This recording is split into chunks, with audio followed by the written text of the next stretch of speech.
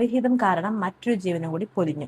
സോന റെജിന്റെ കാര്യം എടുത്തു കഴിഞ്ഞാൽ ഇപ്പോൾ കേസ് പോകുന്ന വമ്പൻ ട്വിസ്റ്റിലോട്ടാണ് പോയിക്കൊണ്ടിരിക്കുന്നത്. ആദ്യം നമ്മൾ എല്ലാവരും വിചാരിച്ചത് സോന റെജിൻ മരിച്ചത് ഒരു കാറ് ബ്ലാസ്റ്റിലൂടെയാണ് മരിച്ചതെന്നാണ് വിചാരിച്ചത്. പിന്നീടാണ് അതിനകത്ത് ഓരോ അടികളും അഴിഞ്ഞഴിഞ്ഞ് വന്നുകൊണ്ടിരുന്നത്. ഓൺലൈൻ മീഡിയയിലൂടെയാണ് സോനയും റെജിനും തമ്മിൽ ഇഷ്ടത്തിലാകുന്നത്. പക്ഷെ സോനയ്ക്കത് ആത്മാർത്ഥവും റെജിനത് ടൈം പാസും ആയിരുന്നു. റെജിൻ സ്നേഹിച്ചിരുന്ന 100-ൽ 1 പെൺകുട്ടി മാത്രമായിരുന്നു സോന.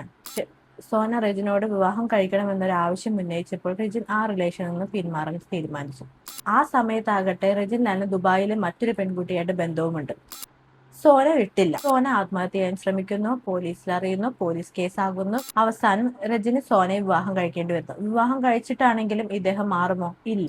റെജിൻ വീണ്ടും പല സ്ത്രീകളായിട്ടുള്ള ബന്ധം തുടർന്നു. ഒടുവിൽ 6 മാസം ഗർഭിണിയായിരിക്കെ സോന മരണപ്പെടുന്നു. അത് ആത്മഹത്യയാണോ കൊലപാതകമാണോ ഒന്നും അറിയാൻ സാധിക്കുന്നില്ല. ഓരോ ദിവസവും കേസ് വമ്പൻ ട്വിസ്റ്റിലോട്ടാണ് പോയിക്കൊണ്ടിരിക്കുന്നത്.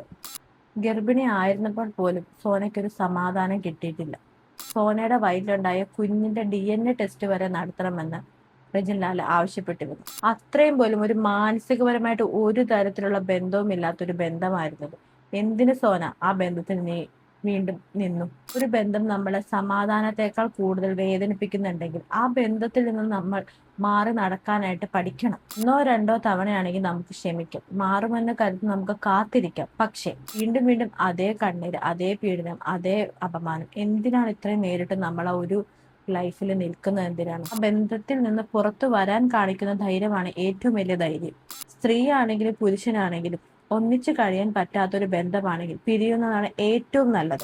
ഒരിക്കലും നമുക്ക് ഒരുപാട് കാലം അഡ്ജസ്റ്റ്മെന്റ് ചെയ്ത് ജീവിക്കാൻ പറ്റത്തില്ല. അത് എന്നായാലും പുറത്തു വരും. ഒരു ചെറിയൊരു പ്രശ്നം മതി അതൊരു വലിയൊരു പ്രശ്നമായി മാറാൻ. അത് ചെന്ന് അവസാനിക്കാൻ ചിലപ്പോൾ ഒരാളുടെ ജീവനിലായിരിക്കും. എത്ര നാള് ജീവിക്കും ഒരാളുടെ കൂടെ സന്തോഷമില്ലാതെ? നമ്മുടെ ലൈഫ് നമുക്ക് ഒരെണ്ണല്ലേ ഉള്ളൂ. അത് നന്നായിട്ട് ജീവിക്കാൻ ശ്രമിക്കുക. ഏറ്റവും നല്ല വഴി എന്ന് പറയുന്നത് ഡിവോഴ്സ് തന്നെയാണ്. എന്തായാലും മരണത്തിനേക്കാളും വലിയ വഴിയൊന്നും അല്ല അത്.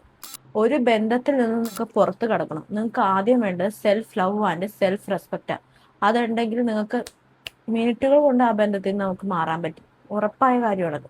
പാസ്റ്റ് ആയിട്ടുള്ള നമ്മുടെ ലൈഫിനെ കുറിച്ച് ഒന്നും ചിന്തിക്കാൻ നിൽക്കരുത്. മുമ്പോട്ടുള്ള ജീവിതത്തിനെ കുറിച്ച് മാത്രം ചിന്തിക്കാം. നിങ്ങൾക്ക് ഇതിൽ നിന്ന് പോരാൻ പറ്റും. Self love and self respect നമ്മുടെ ലൈഫിൽ നമുക്ക് ഏറ്റവും കൂടുതൽ വേണ്ട ഒന്നാണത്. വിഹിതം കാരണം മറ്റൊരു ജീവനും കൂടി പൊലിഞ്ഞു.